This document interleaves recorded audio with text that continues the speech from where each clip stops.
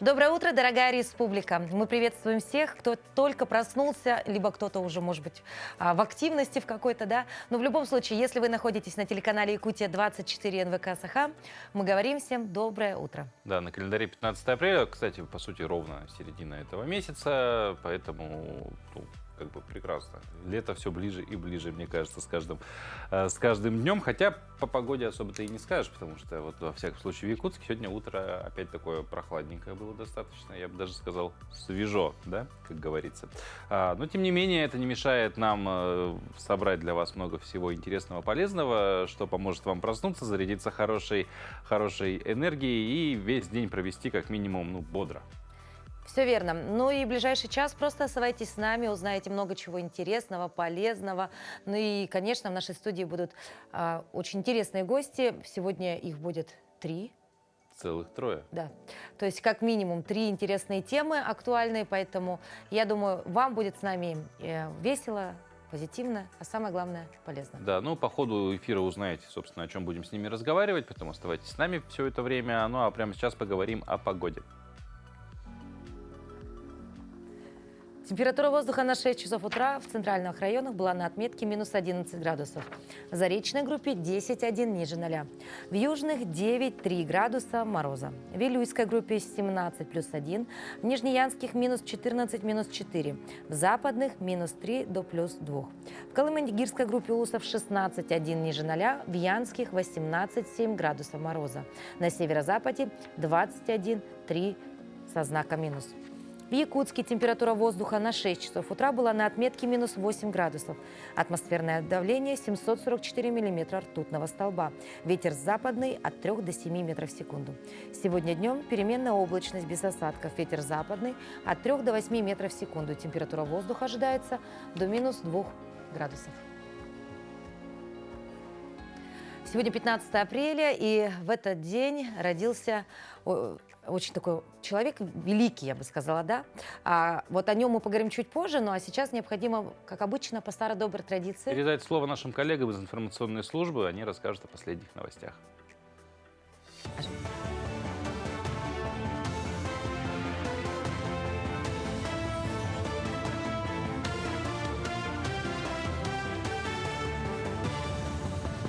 Доброе утро, Якутия. Расскажем о самых заметных событиях к этому часу. Якутских чиновников научат анализу данных. В столице республики стартовал 4-й поток интенсива школы номер 21, в рамках которого 100 госслужащих с разных уголков региона проходят основы сбора и анализа данных. И самое главное, эти навыки участники интенсива применят на практике, в работе. Эксперты проекта уверены, сегодня без анализа данных управленец не сможет ставить эффективные задачи коллективу и, соответственно, работать результативно. Первый поток интенсива прошел еще в марте. Этот же продлится с 14 по 19 апреля. Это очень хороший такой инструмент для того, чтобы получать практические навыки и внедрять это непосредственно на работе. Потому что нами утверждена концепция на основе данных, управление на основе данных. По сути, мы этой работой сейчас занимаемся. Если говорить про результаты, то каждая группа обучающихся, у нас в этом году 100 ГГС проходит обучение, каждая группа внедряет какой-то конкретный кейс, конкретный пример, и на основе данных они это потом будут использовать в своей работе. Мошенники придумали новую схему. Под видом сотрудников интернет-провайдеров они предлагают ускорить домашний интернет. Аферисты интересуются качеством связи и отправляют ссылки на установку вирусных программ. При их активации они получают доступ к личной информации своей жертвы. В МВД предупредили, что такие аферисты могут получить данные для входа в банковские приложения и другие сервисы. Специалисты призывают граждан не доверять сомнительным предложениям.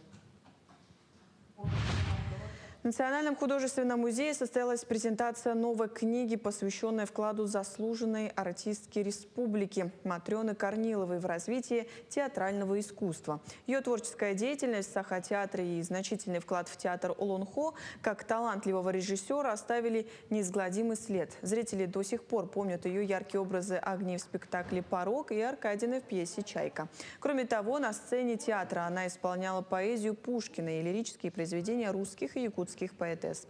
Как режиссер Корнилова поставила спектакль «Волны жизни». Большое количество человек помогало издавать эту книгу, и я очень благодарна им, потому что благодаря им сегодня мы можем встретиться, люди, которые помнят маму, люди, которые ее любят, и поговорить о ней, вспомнить. И мне, как дочери, очень приятно, потому что через много лет мои дети, ее внучки, прочитав эту книгу, будут знать, что она не только была любящей бабушкой, но и что она была талантливой актрисой, талантливым режиссером, верным другом. И это особо ценно для меня, как для дочери. Российские компании стали чаще использовать формат удаленной работы для поощрения лучших сотрудников. По данным опроса Суперджоп, сейчас доля имеющих возможность работать в таком режиме в среднем не превышает 10% от общего числа работников. При этом он доступен в 43% компаний. Чаще всего из дома могут работать IT-специалисты, сотрудники отделов продаж и клиентского сервиса, а также инженерно-технические работники. Реже всего офисы трудятся маркетологи, дизайнеры и специалисты по документообороту.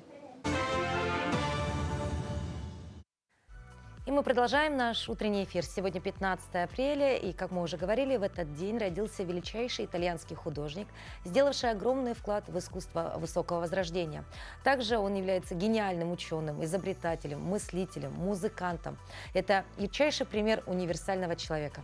Ну, прям какого-то супер человека ты описала, и швец, и жнец, и на дуде, и грец. Кто бы это мог быть? Ну, давай еще подсказки. Он изобрел парашют, велосипед, прототипы танка, прожектора и катапульты. Ну, если это то, о ком я думаю, то, возможно, даже он немножко был и прародителем понятия вертолета, вообще летательной техники. Да, это итальянский живописец, скульптор, архитектор, ученый, инженер Леонардо да Винчи. А какими еще событиями отмечен этот день в календаре, узнаем далее.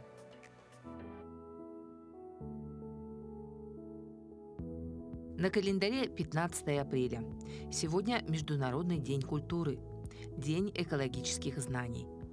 По народному календарю Тит – ледолом. В народе считалось, что если полая вода разольется, можно ждать хороших трав и раннего покоса.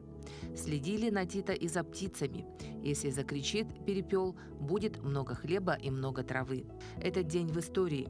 В 1834 году, 15 апреля, по высочайшему повелению закрыт журнал «Московский телеграф». В 1912 году в этот день в Атлантическом океане затонул пассажирский лайнер «Титаник». В 1951 году в Лондоне состоялся первый конкурс красоты «Мисс Мира», а в 1993 году в этот день стартовали общероссийские дни защиты от экологической опасности. В этот день родились Леонардо да Винчи, итальянский художник, ученый, изобретатель, универсальный гений эпохи Возрождения. Екатерина I, российская императрица, вторая жена Петра I. Михаил Ломоносов, русский ученый, естествоиспытатель, основатель Московского государственного университета. Николай Гумилев, русский поэт, создатель школы акмеизма, литературный критик, путешественник. Георгий Береговой, советский летчик, космонавт, генерал-майор авиации, герой Советского Союза. Также в этот день увидел свет Василий Кравчук,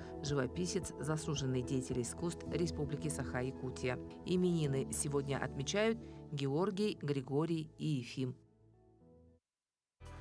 Сегодня, 15 апреля, также мы отмечаем знаменательную дату – День образования батальона полиции Якутского отдела вневедомственной охраны Росгвардии. И в студии с нами сегодня заместитель командира батальона полиции Якутского отдела вневедомственной охраны Росгвардии, майор полиции Сергей Владимирович Гуменюк.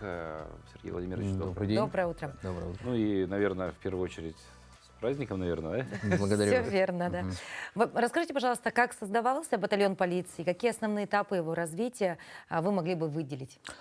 Спасибо за вопрос. Вообще эта дата у нас символ мужества, символ профессионализма, преемственности традиций.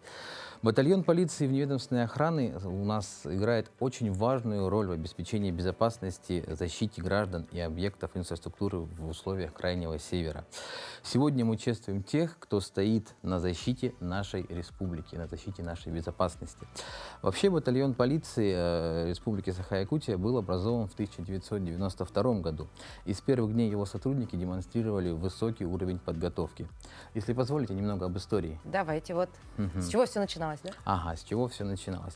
В 50-х годах у нас была в Якутии сторожевая служба, которая шла без изменений, и основные моменты, то есть это защиты от воров была простая звуковая сирена. А в 70-х годах численность аттестованного личного состава составила у нас порядка 8 человек. Из них был 1 начальник и 2 заместителя. И только в 91 году у нас были большие кадровые изменения. Было принято на службу 40 милиционеров, которыми охранялось 62 объекта. И вот уже после всего этого, 15 апреля 1992 года, у нас наконец-таки был образован наш батальон неведомственной охраны милиции тогда, численностью 251 человек. Так видел динамику цифр, да? Сначала Да. всего 8 человек, и потом 200. 40-200. 40-200, да? Ну, Да. то есть числа говорят сами Да, за себя. да. А 5 апреля непосредственно, то есть 2016 года, в неведомственная охрана и батальон полиции вошли в состав Федеральной службы войск Национальной гвардии Российской Федерации. Обеспечение службы Якутии, то есть самые основные моменты, да, это у нас что? Это экстремальный климат, то есть, да, условия огромных территорий, сложная логистика. И несмотря вот на все эти проблемы, то есть наши сотрудники всегда с долгом, с честью, то есть исполняли свои обязанности, всегда были на передовой. Ага. Ну вот говоря про, собственно, исполнение обязанностей, чем сегодня подразделение занимается, какие, может быть, новые современные вызовы, потому что, опять же, вернемся к истории, когда было 8 человек, была сирена оповещения. Вероятно, Сейчас 200. Чем они занимаются? Вызовов Да? было не так много, сейчас их больше. Да, то есть, ну, сегодня батальон полиции, конечно, это большое подразделение, да, оно оснащено современной техникой, современными средствами связи. Основные наши задачи, да, это охрана государственных объектов, объектов критической инфраструктуры, да, стратегических объектов, физических и юридических лиц, охрана общественного порядка, обеспечение общественной безопасности. Особое внимание сотрудники у нас уделяют профилактике правонарушений, непосредственно, то есть занимаются пропагандой, да, то есть, опять же, воспитанием молодежи. В условиях цифровизации мы также активно развиваем системы охраны и оперативного реагирования. Да. Сотрудники батальона на регулярной основе, то есть, проводят уроки мужества в школах, участвуют в организации строевых смотров, демонстрируют учебное оружие, специальные средства, проводят выступления. Из последнего, 18 марта, да, в поселке Нижнем Бестях, в техникуме, в транспортном техникуме было организовано такое мероприятие, на котором, то есть, мы показывали боевые приемы борьбы, участвовали непосредственно, то есть, в диалоге с учащимися. Также сегодня, 15 апреля, в 16:30 в Доме дружбы народов имени Кулаковского мы отмечаем свое 33-летие с момента образования батальона полиции. Будем рады всех видеть там непосредственно, да. То есть до начала мероприятия посетители смогут увидеть технику, да, непосредственно специальные средства, поучаствовать в диалоге с сотрудниками. И уже непосредственно после всего этого произойдет праздничный концерт. Будем всех рады видеть там. Здорово. Ну а вообще, если в целом говорить, вот какими качествами должен обладать сотрудник неведомственной охраны, да? Ну, мы вас видим часто, да, на улицах города, вы все разные. Но вот все-таки, наверное, есть что-то единое между вами. И еще бы задать вопрос хотелось такой, есть ли у вас какие-то свои традиции? Да, у нас есть и традиции. Ну, главное качество – это стойкость, дисциплина, готовность действовать в любых условиях. У нас сильный командный дух, офицеры служат по много лет. То есть, да, в качестве примера могу привести, то есть, майора полиции, да, Сатырова Алексея Вячеславовича, который начал свою службу в далеком 1994 году и служит по настоящее время. То есть уже с постового он прошел путь до командира 3-й роты. Он занимается воспитанием молодежи, воспитанием, то есть, молодых сотрудников, передает свой опыт. Традиционно мы проводим встречи с ветеранами непосредственно, то есть День открытых дверей. Это укрепляет связь между поколениями и показывает престиж службы. Одним из наиболее активных наших ветеранов это является Птицын Петр Семенович, подполковник милиции в отставке, который прослужил с 1993 года по 2006 год. Он всегда с радостью, то есть, приходит на все наши мероприятия. Также занимается непосредственно воспитанием молодых сотрудников, то есть передает опыт своей службы. Вот так. Хорошо, но вот вы сказали, что это очень должны быть такие дисциплинированные люди, да, Конечно. соответственно, а какие требования предъявляются кандидатам? И самое главное, мы очень знаем, что вы, в принципе, предоставляете различные льготы, Да, вот да, про это да. интересно, потому что вдруг кто-то захотел сейчас попасть в ваши ряды из наших телезрителей. Очень хорошо, мы будем очень рады. Но прежде всего это гражданство Российской Федерации. Возраст 18 лет. Отсутствие судимости и проблем со здоровьем. То есть обязательная хорошая физическая форма, психологическая подготовка, то есть, да, умение работать в сложных условиях. Более подробную информацию, наверное, можно будет узнать в нашем отделе кадров по телефону 22 31 07 или на непосредственно сайте Росгвардии 14 rosgvard.ru.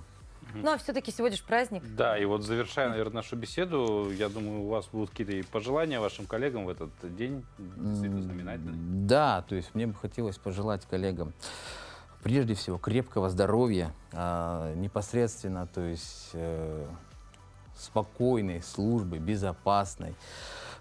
Пусть ваш профессионализм и дальше защищает жителей Якутии. С праздником, уважаемые коллеги. Большое вам спасибо. Ну и мы тоже в очередной раз, второй раз поздравляем вас с праздником. Спасибо за эту беседу. Желаем вам хорошего дня, отличного настроения, конечно же. Большое спасибо. Но уже завтра, 16 апреля, отмечается Всемирный день голоса. А в 1999 году идея праздника появилась в Американской академии отоларингологии. Сложное слово. Сложное. Проще говоря, лор-врачи. Наша страна присоединилась ко Дню голоса в 2006 году. Вообще голос — это уникальный инструмент, с помощью которого мы общаемся, передаем друг другу информацию, выражаем эмоции, в нашем случае даже в какой-то степени зарабатываем. Мы настолько вообще, если честно, привыкли к этой возможности, что даже не задумываемся о необходимости заботиться о своем голосе. С людьми, для которых голос стал не просто механизмом коммуникации, а чем-то больше, пообщалась Катерина Винокурова. Внимание! На главную площадь Республики Саха-Якутия выходит колонна довольных горожан. Ура! Увлечение КВНом, участие в школьных спектаклях и театральных кружках в свое время определили будущее актера Степана Федоренко. Работа на радио с первого курса дала понять актеру, что голос имеет немаловажную роль в его жизни. Известный актер и диктор дает несколько полезных советов, чтобы держать голос в тонусе. Рекомендую заниматься вокалом, если вы хотите именно диапазон какой-то понизить или повысить диапазон своего голоса. Самое лучшее — это заниматься вокалом у хорошего педагога. А чтобы свою дикцию развить, артикуляционные упражнения, они очень смешные, но очень полезные. Это упражнения на мышцы языка, на мышцы губ. Вот такие вот движение губами, укольчики в щеки. То есть такие, они очень несложные, но они улучшают кровообращение в голосовом аппарате и улучшают дикцию. Природный голос есть у каждого, уверена заслуженная артистка Якутии Саина. Мало того, посредством этого инструмента возможно найти свое предназначение и даже установить связь со своим родом. Творчество было всегда у народов и разных поколений, но сейчас стало меньше. То есть уже все, цивилизация все закрыла, творческое начало людей, к сожалению. Ну вот и моя задача доказать, что каждый человек талантлив, и оказывается, когда у тебя расширяется диапазон твоего голоса, расширяется твоя жизнь. То есть она буквально становится безграничной. Это я по своим наблюдениям, так как я пою уже около 30 лет на профессиональной сцене, а до этого еще с детства. Да? Любой человек, возьми ребенка, человек, который вообще не хочет петь, якобы, но когда ко мне приходят, они говорят, все равно душа открывается. И такие таланты есть, вы не представляете. Душа просит проявиться через голос. И оказывается, через голос, через голосовую чакру быстрее можно найти связь с родом. Да, это странно звучит, но это на самом деле так. В этом артистка убедилась на личном опыте. Судьба давала знаки и открывала новые пути. Так Саина стала этнопевицей. Став этнопевицей, я поняла, что, оказывается, еще мир широк. То есть я стала петь за границей. То есть вообще другой мир открылся. И такое чувство, что предки действительно ведут и через голос. И, например, даже можно спеть якутский таюк и уже получить, так скажем, подарки и бонусы от предков. От того, как мы дышим, во многом зависит состояние нашего здоровья. А пение – это уникальная дыхательная гимнастика, которая несет в себе оздоровительную силу. Пение – это целительная практика, потому что она, это и есть дыхательная практика, это и есть все вместе то, что нам нужно. Вместо лекарств лучше дышать разными ритмами. Я учу людей. И, конечно же, звучать. Дышать и звучать. А коротко дыши и пой, и будь собой. Катерина Винокурова, Владимир Павлов, Якутск. Вот голос-то это одно, а вот все-таки что же лучше, слушать или все-таки как бы абстрагироваться от темпа ритма собеседника и читать текст? Этот вопрос изучили сотрудники Калифорнийского университета в Беркли в 2019 году. Они искали ответ с точки зрения лучшего усвоения информации. И оказалось, что разница не такая существенная, так как прослушивание и чтение одинаково сопряжены с трудностями сосредоточения. Вот в среднем взрослый человек может прочитать до 300 слов в минуту во время разговора. Чтобы доступно донести информацию, человек произносит не более 160 слов в минуту. Поэтому слушать или читать любимую книгу – вопрос индивидуальный, а вот с выбором литературы мы всегда можем вам помочь.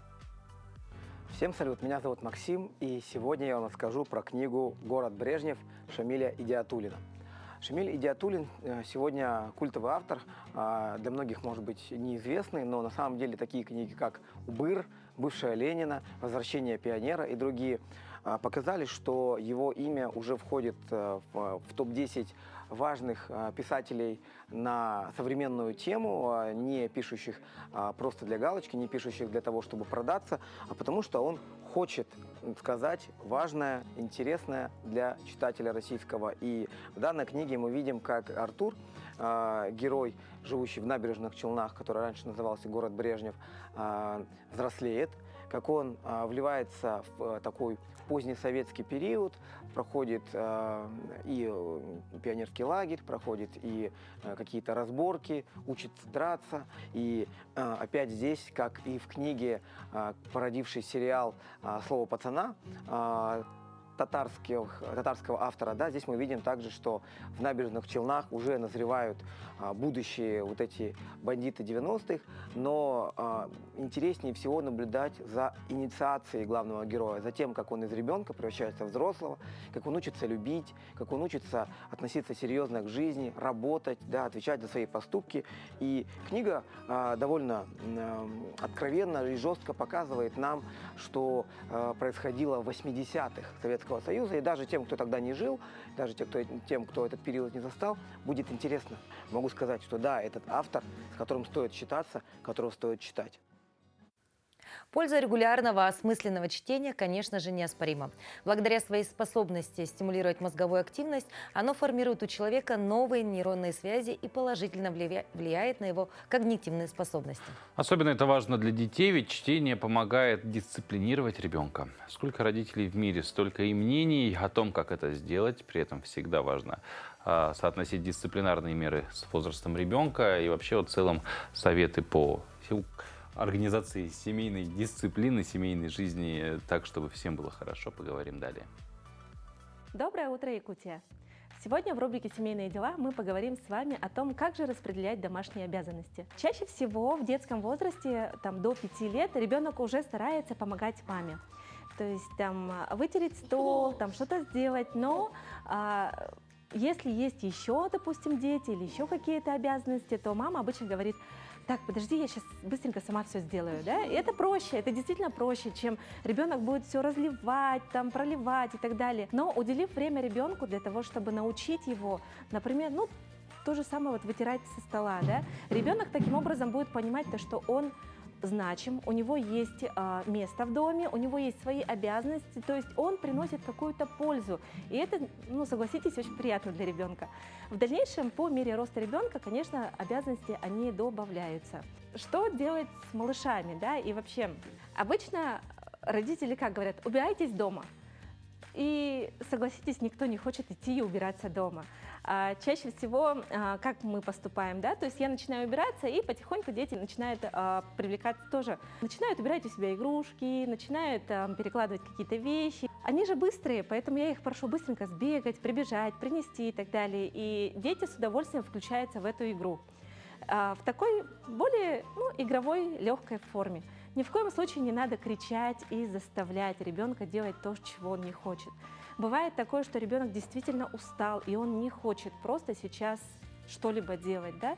Тут, конечно, нужно будет уже поговорить. Например, если это мытье посуды вечером, то у каждого есть, например, график дежурств и день, когда ребенок моет посуду, а когда он вполне свободен и может заняться своими какими-то делами. Таким образом, маленькими шагами, своим трудом и терпением у вас получится приучить ребенка к тому, что домашние обязанности – это не такая вот страшная рутина и обуза, да, а что это может быть очень даже легким и веселым времяпрепровождением. И, дорогие родители, конечно же, помните, что мы учим детей своим собственным примером. А вот, кстати, да, в семье мы проводим очень много времени, потому что семья, она всегда с нами, а на работе мы также проводим множество часов своей жизни, поэтому вопрос охраны труда касается каждого работника. В Якутии с 1 по 30 апреля проходит ежегодный месячник по охране труда, приуроченный к Всемирному дню охраны труда, который отмечается 28 апреля. Всемирный день охраны труда призван привлечь внимание общественности к проблемам охраны труда, соответственно, к созданию и продвижению культуры труда, к сохранению здоровья работающего населения. Отмечаемый Всемирный день охраны труда в 2025 году пройдет под девизом «Революция в области охраны труда и техники безопасности. Роль искусственного интеллекта и цифровизации на рабочем месте». Очень много говорим на слово «труд», потому что труд действительно важен, и охрана его тоже важна. И сегодня у нас в гостях Снежана Владимировна Гуляева, заместитель руководителя Департамента уровня жизни, политики, оплаты и охраны труда, социального партнерства Министерства труда и социального развития Якутии. И Левочкина Варвара Артуровна, начальник отдела охраны труда окружной администрации город Якутск. Доброе утро. Доброе утро. Ну, первый вопрос, Снежана Владимировна, вам какие мероприятия в рамках месячника проводятся? Потому что это всегда такое событие, оно долгоиграющее, и оно при этом очень важное. Надо, мне кажется, максимально привлечь внимание людей к вопросу. Да, спасибо за вопрос. Действительно, необходимо уделять достаточное внимание нашему именно трудовому процессу.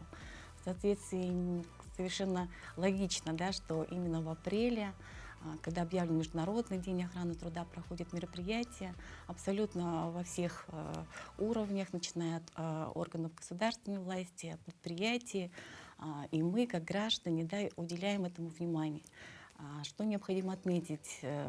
Проходят разные площадки на разных уровнях, начиная от семинаров, проведения стратегических сессий, деловых игр, где именно непосредственно встречаются сотрудники, которые работают в этой сфере, именно по охране труда, делятся своими практиками лучшими, освещает данное мероприятие в средствах массовой информации. Мы с вами встречаемся тоже в рамках месячника по охране труда. Ну и, конечно же, проходят организации и мероприятия на уровне правительства республики. Буквально на днях мы провели межведомственную комиссию по охране труда, которую возглавляет курирующий заместитель председателя правительства Степанов Георгий Михайлович. Рассмотрели вопросы реализации комплексной программы по охране труда. Буквально вчера Министерство труда и социального развития республики подписало соглашение с Национальной ассоциацией охраны труда, как раз-таки в рамках и месячника, и в том числе для того, чтобы мы могли передавать друг другу информацию, актуальную информацию, делиться мнениями именно в сфере охраны труда. То есть такое взаимодействие среди разных сфер, и слоев населения, оно идет активное в течение этого месячника. Совершенно верно. А вот помимо, так сказать, взрослых мероприятий, самых основных, серьезных, проводится параллельно, насколько знаем, конкурс детских рисунков, тоже охрана труда глазами детей, или как-то так, да? Какие условия участия в этом году, куда можно отправлять работы? Совершенно верно. Вообще этот конкурс рисунков, именно мир охраны труда, мир труда глазами детей, он призван как раз-таки на популяризацию именно безопасных условий труда. Сейчас вообще-то в тренд входит, да, когда молодое поколение, да, принимает для себя решение работать не именно в разрез, как бы, да, заработной платы, а именно принимает для себя комфортные условия, да, работы. И данный конкурс в том числе призван, как же наши дети видят вообще нас, свой труд, в том числе в будущем. Он действительно проходит у нас несколько этапов. Возрастной категории от 7 до 9 лет, от 10 до 15 лет включительно. Проходит на всей территории Республики Саха-Якутия. Первый этап — это муниципальный уровень. Сейчас вот идет у нас как раз-таки сбор рисунков. На сегодня где-то поступило 500 работ уже, да. Это вот дети рисуют, наши школьники и садики. Ну, отрадно видеть, вот мы сейчас видели работы прошлых лет, да, что дети уже понимают, что такое охрана труда, да. Не каждый взрослый поймет вообще, о чем идет речь на данный момент у нас в студии, потому что, ну, мало кто на это обращает внимание, но только если в крупных каких-то организациях, где есть требования к этому, да. А на мелких предприятиях ведь вообще даже не знают, что оно существует. И в крупных на самом деле немножко не всегда, да, обращают внимание. А дети уже понимают, вот видишь, вот рисует строитель обязательно в каске, обязательно там под козырьком. И это уже здорово. То есть с малых лет уже, да? Да, все здорово. Ну, раз вот мы заговорили от рисунков и перешли, то, что сейчас идет муниципальный этап, а помимо этого, какие в столице мероприятия в рамках месячника будут проходить? Вот как сказала Снежана Владимировна, у нас ежегодно проводится месячник охраны труда с 1 по 30 апреля. Принимается большой план мероприятий, да, проводимых в городе Якутске. На сегодня вот в городе Якутске у нас объявлено 5 конкурсов. Это лучший специалист по охране труда городского округа город Якутск, фотоконкурс безопасная работа в объективе, потом в конкурс видеороликов, тоже охрана труда и безопасность. И вот как первый этап — это конкурс рисунков охраны труда глазами детей. Но вот наш конкурс, да, городской конкурс по лучший специалист по охране труда, он проходит несколько этапов. На сегодня прошли уже этап принимает вообще участие 11 специалистов по охране труда, 4 непроизводственной сферы и 6 специалистов производственной. На сегодня прошел этап это знание законодательства, тестирование было, и практический практикум работы на высоте в учебно-производственном центре. Тоже очень интересно. Зачастую участники — это уже студенты, это взрослые люди, или опять же мы говорим про детишек? Нет, это взрослые люди, специалисты по охране труда, которые уже имеют какой-то стаж работы. И вот хотела сказать, к нам вот вчера прилетели наши гости из Москвы, да. Вот вчера мы подписали соглашение в Министерстве труда, и сегодня тоже будут мероприятия с участием. Вот Кондратьева Ольга Евгеньевна приехала, генеральный директор Национальной ассоциации охраны труда, доктор технических наук, завкафедрой Московского энергетического института, и Михайлова Екатерина Сергеевна, она замгенеральный директор Техноавиа. Сегодня вот пройдут кейс-сессия для специалистов по охране труда, и после обеда для студентов Горного института, это вот кафедра техносферной безопасности, тоже конкурс будущих инициатив, вот так мы назвали. И вот самая большая крупное ключевое событие у нас состоится завтра, панельная сессия. В 10 часов на Курашова 24 мы приглашаем всех руководителей, специалистов принять активное участие вот в завтрашнем событии крупном. Насыщенная программа обещает быть. Ну, я думаю, может быть, в конце месячника мы еще сможем подвести итоги. Сейчас, к сожалению, эфирное время не позволяет.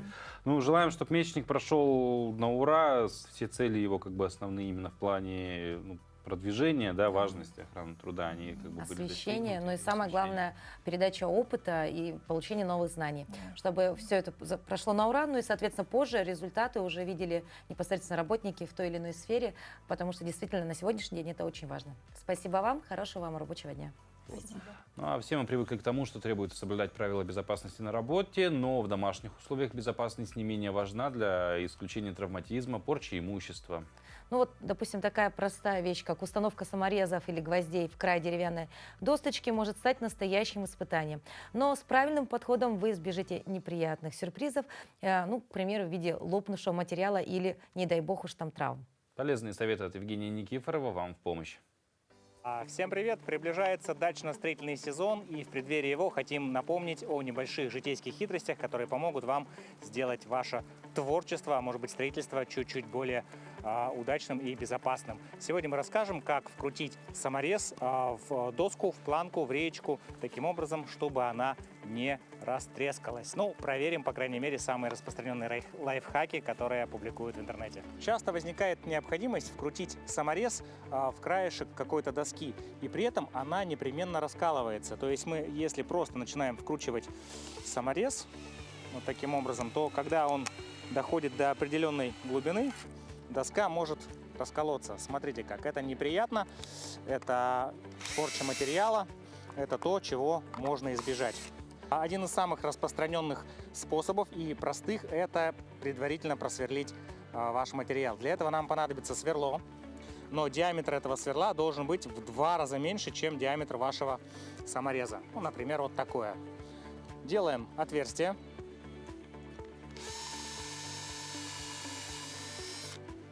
Этим пользуются все мастера, но это достаточно трудоемко, потому что все-таки засверливать каждую дырку под саморез – это занимает довольно много времени. Гораздо проще, конечно, использовать другие способы. Но этот способ хорош, если вам нужно закрутить несколько болтов саморезов. И вот таким образом мы видим, что здесь никакой трещины не пошло. Достаточно использовать сверло. Это один из вариантов. А второй способ заключается в том, что необходимый саморез мы смазываем обильно мылом. Можно натереть его хозяйственным мылом, можно окунуть вот так вот в жидкое мыло, можно использовать какое-то масло, даже машинное.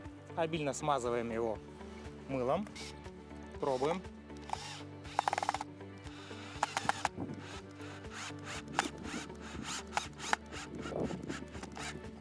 Прекрасно, мы видим, что намыленный саморез даже ближе к краю закрутился, чем этот, но тем не менее доска у нас не треснула. Прекрасно.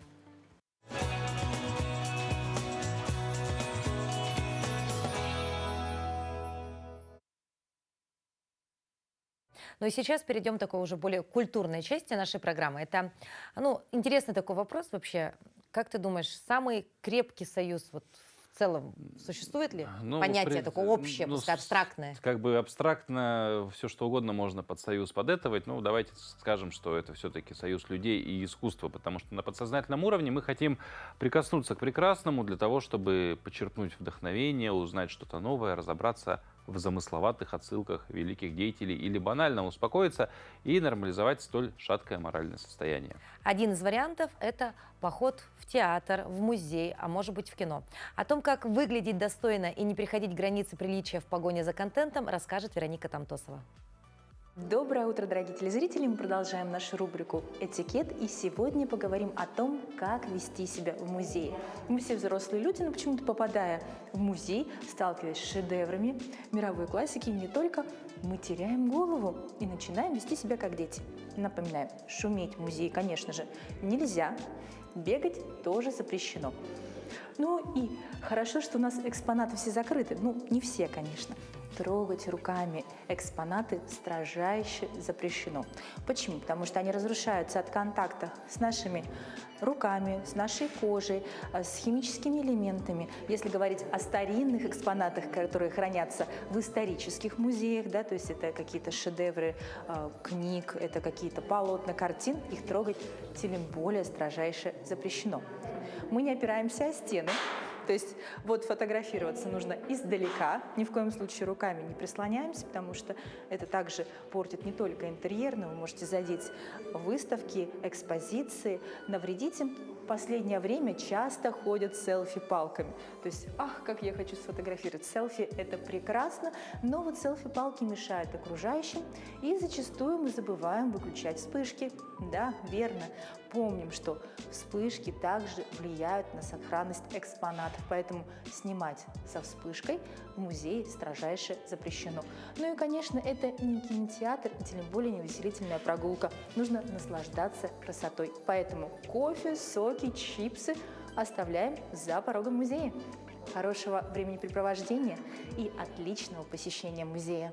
У нас эти Продолжим тему красоты, но уже не такой вот материальной, которую можно посмотреть, так увидеть фактуру, а которой можно восхититься, даже находясь на расстоянии. Переместимся в город Владивосток. Да, там идет активная подготовка к грандиозному финалу конкурса красоты и таланта «Мисс Азия-2025», который проходит на базе Дальневосточного федерального университета. Организаторы – это студенты из Якутии и Бурятии. Они делают все возможное, чтобы это событие стало незабываемым. Подробнее в материале Лианы Михайловой.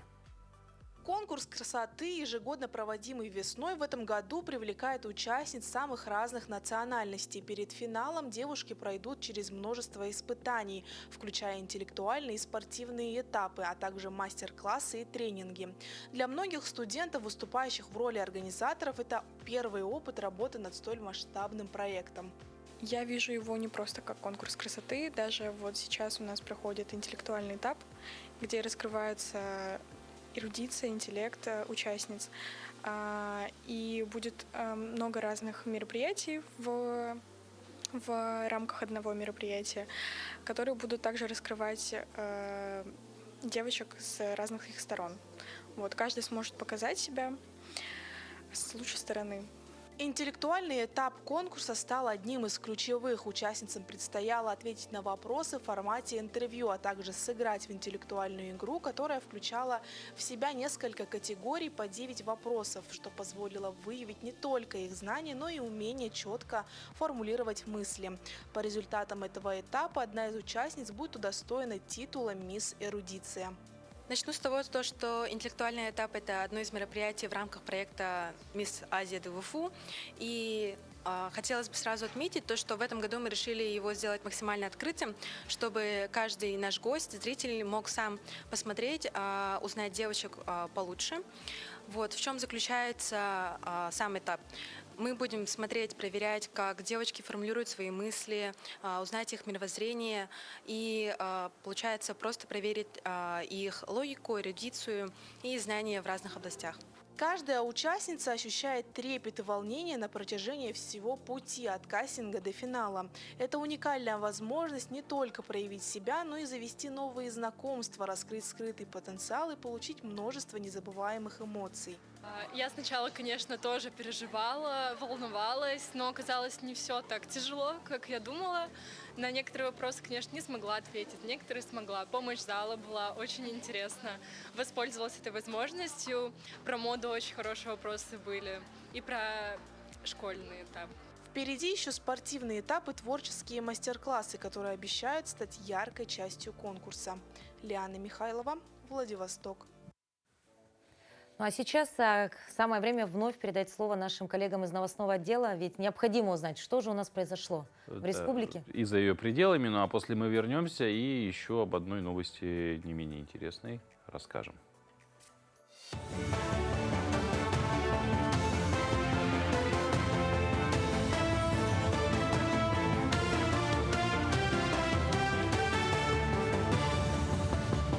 Мы продолжаем рассказывать самые актуальные новости этого утра. Почти 120 тысяч жителей Дальнего Востока получили новое жилье благодаря нацпроекту «Жилье и городская среда». Как сообщил вице-премьер Марат Хуснуллин, за 6 лет реализации программы ДФО расселено почти 2,3 миллиона квадратных метров аварийного жилья. Лидером по объему расселенного стала Якутия. Здесь новое жилье обрели 49 тысяч человек.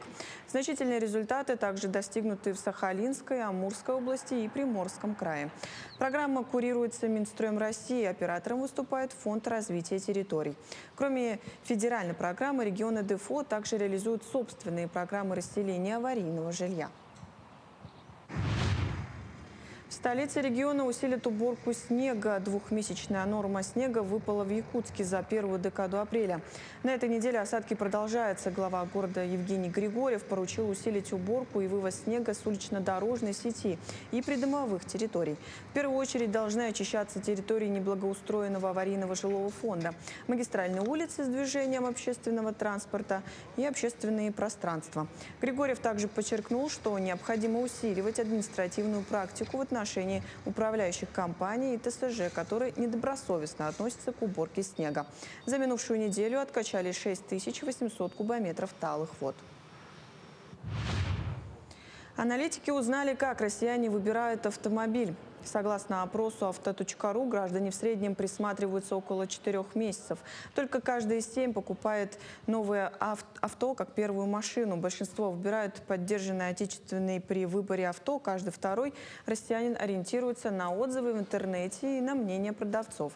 А остальные на видеообзоры, спецсайты и соцсети. Чаще всего при покупке новой машины гражданам важны комплектация, а в случае с БУ авто, количество владельцев, комплектация и местоположение. Отмечается, что поддержанные авто россияне чаще покупают за свои деньги или берут кредит в банке, а новые в кредит прямо в салоне. В Намском Улусе завершилась военно-патриотическая игра «Зорница 2.0». 23 команды студентов из профессиональных образовательных организаций республики в течение 3 дней соревновались на базе Намского педагогического колледжа. Участники демонстрировали физическую подготовку, знания основ военной службы и навыки оказания первой помощи. Несмотря на сложные погодные условия, все команды достойно прошли испытания. Победителями стала команда Якутского педагогического колледжа, 2-е место занял Якутский медицинский колледж, а 3-е – Намский педагогический колледж. «Зорница 2.0» стала для студентов настоящей школой мужества и командного духа. Мы готовились неделю, 2 недели готовились на все вот это, потому что для нас это очень важное мероприятие, как для колледжа, так и для самих себя. Если я пойду в армию, это тоже будет такой вклад, то, что я уже буду понимать, что да как. То же самое, то, что собрать и разобрать тот же самый автомат АК-74. Для меня это уже будет намного легче, чем пацану, который не занимается таким. Просто будет для себя чисто вот так, для души.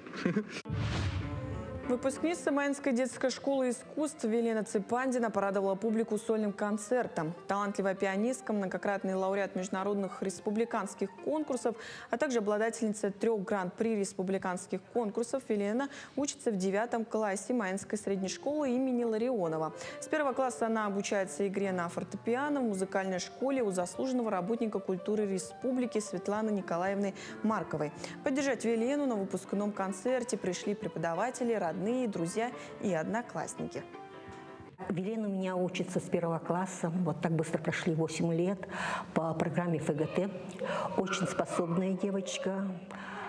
За 8 лет прошли очень много репертуаров и участвовали во всех у нас здесь международных, всероссийских, республиканских конкурсах. Она играет Шопена, этюд номер 5, опус 10, ритуальный танец шамана, Иоганна Себастьяна Баха «Прелюдия фуга ре минор», 2 том, и, конечно, соната Моцарта. Она очень любит Моцарта. И я надеюсь, что еще впереди у нее вся жизнь будет очень плодотворной. На этом все. Хорошего дня и встретимся в эфире. В эти дни с 12 по 18 апреля в городе Якутске проходит заключительный этап Всероссийской олимпиады школьников по физической культуре. В этом году участие в финальных соревнованиях принимают 291 школьник и 115 сопровождающих из 81 региона России. Да, все они прошли отбор на школьных, муниципальных и региональных этапах. Якутию на олимпиаде представляют 8 участников, а сегодня в нашей студии председатель Центральной предметно-методической комиссии и председатель жюри заключительного этапа Всероссийской олимпиады школьников по физической культуре в Республике Саха-Якутия, ректор Московской государственной академии физической культуры Николай Чесноков. Николай Николаевич, доброе утро. Доброе утро. Ну, давайте для начала поговорим вообще, какие этапы и задания включает в себя олимпиада, для того, чтобы зрители вообще понимали масштабность этого спортивного мероприятия. Да, это очень масштабное, не спортивное, а, говорится, мероприятие для школьников, олимпиада по предмету физической культуры. Она в себя включает 4 этапа. Самый массовый этап – это школьный этап, муниципальный этап, региональный этап. И, конечно, самые лучшие из лучших представлены на финале Всероссийской олимпиады. Вот в этом году это проходит здесь, в городе Якутске. А что участников ожидает? Тех, кто добрался до финала, тот, кто, скорее всего, показал лучший результат? Да, у нас, я скажу, все олимпиады особенные, но наша, наверное, по предмету физической культуры, наверное, самая особая, потому что она включает очень много межпредметных связей. В школьной программе много предметов, и по существу каждый предмет принимает участие в нашей Олимпиаде. Ну, если посмотреть, из чего состоит эта Олимпиада, то она, можно сказать, состоит из двух таких больших частей. Это теоретико-методические занятия, которые действительно вопросы, теоретические задания даются, и здесь нужно сдать и историю, и географию, и математику, и биологию, и физику. Много чего нужно знать, потому что они же будут поступать на тренера, учителя, а нужно очень много знать по организму человека, и много и по теории, и по знаниям. И второе, это самое такое многообразное, это практические испытания. Практические испытания, это действительно, здесь должен ученик продемонстрировать всему, чему научил его учитель. И здесь не может выиграть человек, который занимается каким-то видом спорта. Потому что Олимпиада это подразумевает развитие человека многогранного, разностороннего. И поэтому мы на Олимпиаде эти испытания они должны продемонстрировать. Возьмем 4 таких группы на финале. Это гимнастика с основами акробатики. Второе – игры, где могут входить, вот они прошли испытания, 3 вида игр входило. Это флорбол, футбол и баскетбол в одном испытании. Следующее это испытание, это профессионально-прикладная физическая культура, где он должен много чего продемонстрировать. И вот как раз в этом испытании есть и национальные виды, как говорится, прыжки Якутии. И, конечно, для них очень удивительно будет новое испытание, потому что они бегут как бы по кругу, и испытания проходят. Это будет метание мяча, метание ножа. Ножа? Даже, да. Это есть федерация такая, и поэтому для них... Так, ну, неожиданно на самом деле. Мы сейчас видим кадры, да, вот примерно как проходит Олимпиада. То есть, казалось бы, да, Олимпиаду по физической культуре. Но я сразу подумала, наверное, должен бегать, прыгать. На самом деле, посмотри, там очень много фотографий, они так прям сосредоточенно сидят за партами. Это, видимо, та самая теоретическая часть. Да. Здесь они уже показывают свою физическую подготовку. Это такой должен быть универсальный боец. Это универсальный человек, который должен быть здоров, целеустремлен. И неважно, в какую отрасль он пойдет, в какое высшее учебное будет поступать, а когда человек здоровый, он целеустремленный и добьется многого. Ну, тогда следующий вопрос будет логичен. Что ожидает ребят, которые станут победителями, либо призерами? Вот не просто так же ребята стараются? Конечно, не просто. У нас на Олимпиаде много участников. Представьте, 81 регион. Это действительно по масштабу очень большой. И победители и призеры становятся... Кто становится победителем и призером, он имеет льготы. Это поступление в высшее учебное заведение без ЕГЭ и вступительных экзаменов. Вот так, а да? Победители еще имеют президентскую стипендию. Но я почему говорю, что наша Олимпиада особенная? Много учеников, наверное, около 50%, этой льготой не пользуются. Потому что они, они такие одаренные, и по существу большинство из них на золотую медаль идет. И они сдают ЕГЭ и поступают в те вузы, в которые они желают связать свою будущую жизнь с той специальностью. И поэтому не такая Олимпиада, что вот только ради того, чтобы поступить. Да. И многие вузы стали принимать наших победителей-призеров, потому что они увидели в них целеустремленных детей, добивающих успеха, такой, как вуз РУДН. Вы понимаете, да? Но необходимо отметить, что все-таки в этот раз это все проходит у нас в Якутске. И вот давайте поговорим про этот момент. Как вы оцениваете вообще подготовку к этому объектов? Потому что это тоже немаловажно. И не просто так Якутск принимает столько ребятишек. Ну, конечно, Якутск, как говорится, не просто принимает. Он доказал, что он может принимать. И поэтому я хочу сказать оргкомитету Олимпиады большое спасибо во главе с вице-премьером и министру образования, и всем, кто участвует в этой организации, большое спасибо. Они подготовили очень хорошо, подготовились. Они выделили лучшие спортивные сооружения, которые им очень приятно, когда детям дают все лучшее. Это, знаете, мы для этого, наверное, и живем, чтобы дети получили самые лучшие. И на этих объектах продемонстрировали все свои лучшие качества. Но вот, знаете, под таким руководством, да, и с таким председателем жюри, мне кажется, прям хочется заниматься спортом, хочется показывать результаты, и самое главное, связать свою жизнь Вот, именно кстати, я хотел спросить, преподавательской деятельностью. Да, мне вот почему-то интересно понравился момент, что да, многие из тех, кто побеждает Олимпиаду, они и так сами уже идут на золотые медали. А есть ли в истории Олимпиады те, кто потом взял и со спортом свою жизнь связал? Да, есть и такие, которые со спортом связали будущую жизнь. Они даже не были еще спортсменами, но продемонстрировали свои одаренные качества и занялись там легкой атлетикой и другие. И многие даже не только в наши вузы поступают, но и в зарубежные, потому что спорт, он везде, как говорится, важен. Спорт не имеет границ. Да, правильно, правильно. У нас, Николай Николаевич, осталось буквально 30 секунд. Расскажите, пожалуйста, с чего начинается утро у ректора Московской государственной академии физической культуры? Вот. Ну, с чего ваше утро начинается? Утро начинается с физических упражнений. Я почему-то так и подумал. целый день Физические упражнения, да? Да. Всё. Поэтому. Спасибо большое, Николай Николаевич. Мы желаем, чтобы Олимпиада прошла на ура. И, конечно, мы очень гордимся тем, что она проходит именно у нас в Якутске. Ну и, конечно, мы все-таки хотим, чтобы спорт развивался не только в нашей республике, но и в целом в стране. Спасибо. Спасибо Ну, а большое. вам, дорогие зрители, желаем отличного дня и увидимся с вами в четверг.